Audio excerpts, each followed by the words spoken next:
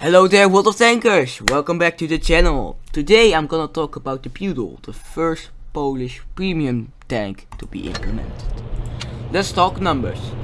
The gun, 3.4 seconds of aiming time and 0.30 of gun dispersion. It's very good.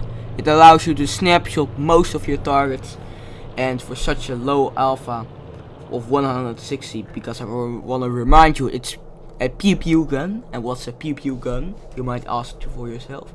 It's a gun with a low reload time, such as 5.12 seconds, and for a low alpha, such as 160. But what does give you that is a great DPM of 1.8k. Of course, against tier 7s, it's not the best. Of course, I'm thinking about black prints now. But if you just ignore the black prints, the DPM should be good, and you will face off. You will stand your ground against most tier 6s, and tier 5s you will dominate those with your DPM. One thing of note: the penetration, 182 with your gold shells. You know, it's if you face high armor tanks like the IS and the T29. Sorry, I was looking for the name. You should know the weak points of the enemy vehicles, but otherwise the penetration will do the job as always. Gun turn limit 17 degrees up and 8 degrees of gun depression. It should do the trick, and you shouldn't struggle with ridge lines all too much. Now, for the mobility. What do you guys need to know about the mobility? 50 kilometers per hour. It's very good for tier 6, not the best among the medium community, but at tier 6 it's quite enough to get to your advantageous positions.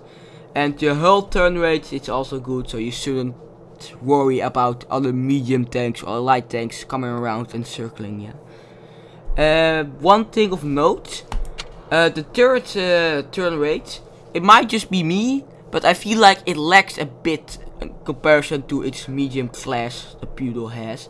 The rotation of the turrets feels more like a heavy, but you know, it might just be me, I might just be weird, but overall the mobility proudly resembles a medium tank.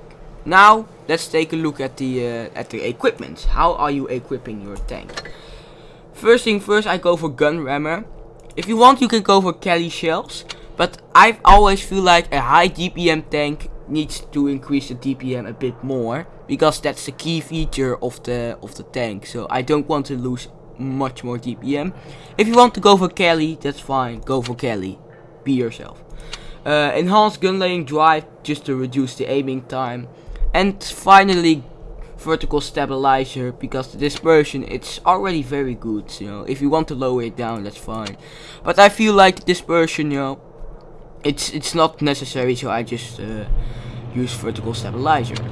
Defense system, you could also go for improved modules, because you can ram in this tank. Not higher tiers, but tier 6s and tier 5s will feel your rams. Of course, don't ram heavies, but medium tanks and light tanks better stay out of your way. But I just like defense system.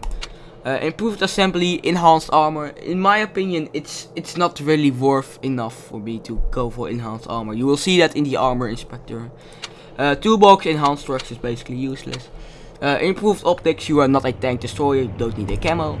Engine accelerator to improve your mobility, cause why not? High-end consumables, of course, because your DPM, of course, with 5 seconds of reload, you can really pump out that extra damage. Now, one last thing. This thing comes with enhanced standback armor. So if you equip both of those, which I did for fun this time, you basically get a lot of HP, which allows you to even brawl with some heavy tanks, especially lower tier heavies. You can really brawl with those heavy tanks and be a part of their team, because with this you have now 1k hit points and 150 hit points extra. So yeah, if you want to go for enhanced armor, enhanced soundback armor I should say, it's really, in my opinion, it's worth it. But if you don't want, just go for protective kit and the improved fuel. But in my opinion, it's one of the best things you can mount on a tank and get some extra hit points. Now let's talk about armor inspector itself. Concerning the armor profile, it's not a Panther. It's not a Panther, sadly, of course. 112 millimeters, it just isn't enough to work at tier 6 in my opinion. I faced the Pudel myself and I can just penetrate it like butter. Even the turret here, the turret cheeks, yeah, 100 millimeters, it's not enough. 8 degrees, even if you use your 8 degrees, okay, you might be able to bounce, you know, it might. Of course, the gun mantlet covers most of the turret, so, and of course the gun mantlet is very strong. You guys know that. So you shouldn't struggle with the gun mantlet. But yeah, the L, it just doesn't work. One thing of note, the cupola is also very big. So if you want to take an L down position, remember to wiggle so people don't shoot at your cupola. You can side scrape. It's a bit risky, of course, especially against higher tiers because the 3 caliber rule will apply. But if you know how you can side scrape, it's a good option, especially against low tiers.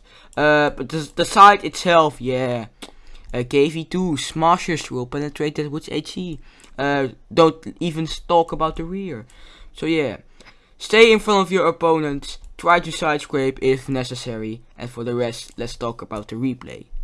Concerning the playstyle, the Pudel should be a very interesting vehicle. First thing I will talk about is the size. Compared to lower tier vehicles such as the Lido, it's a bit more bigger than usual. As I said before, the gun is located very high, so 8 degrees of gun depression might feel like 7 or even 6 to some people. So, it's basically of course a Panther at lower tier, so the size is a bit bigger than your average medium tank. So, what do you want to do? Because of the extra hit points you get if you use enhanced sandbag armor, it allows you to get to the front line way more easier and take more risks and take more shots. So we know the Pudel is all alone here, the enemy Pudel, so we decided to push and finish them off. And now we know, of course, when there's no one here, everyone has gone to the heavy side, and your mobility of 51 kilometers per hour will allow us to get there in time and do some more damage. Here we go, we spot the Wolverine, and of course, like that, if you snapshot like that, yeah, don't expect to hit much. But yeah, here you can see the penetration that struggles a bit, penetrating a tier 5 turret, yep. Of course, the Wolverine does that very angle. It's not the best, but what is the best is your great DPM, which allows you to perma-track your opponents easily. As you can see, we perma-tracked the AC E4 Sentinel, and there's basically nothing he can do unless he uses his prepared kit.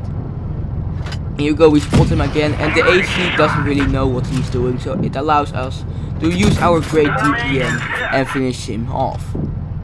There we go. We did got shot by the Pudel. I thought he shot us in the cupola, but I have no idea where he even shot us. But now, you know, it's basically a walk in the park.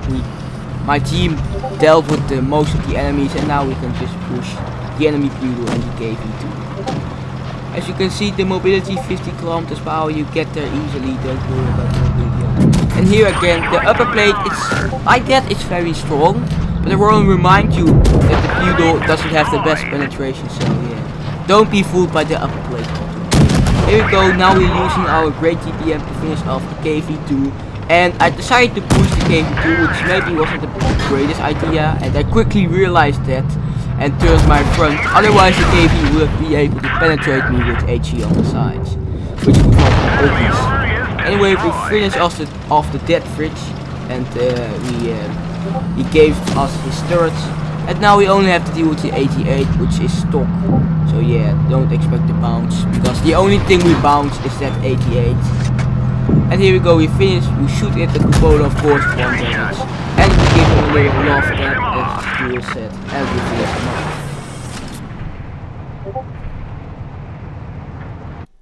Thank you, victory, very cool. Second class, 2.1k damage. If you are an average player like me, these sort of games are way more than common, because of the great DPM. And yeah, that was basically it. So I hope you guys enjoyed the replay. And hope you guys learned something from this review. If you did, make sure to smash that like button. Don't forget to subscribe, of course. And I will see you all in the next one.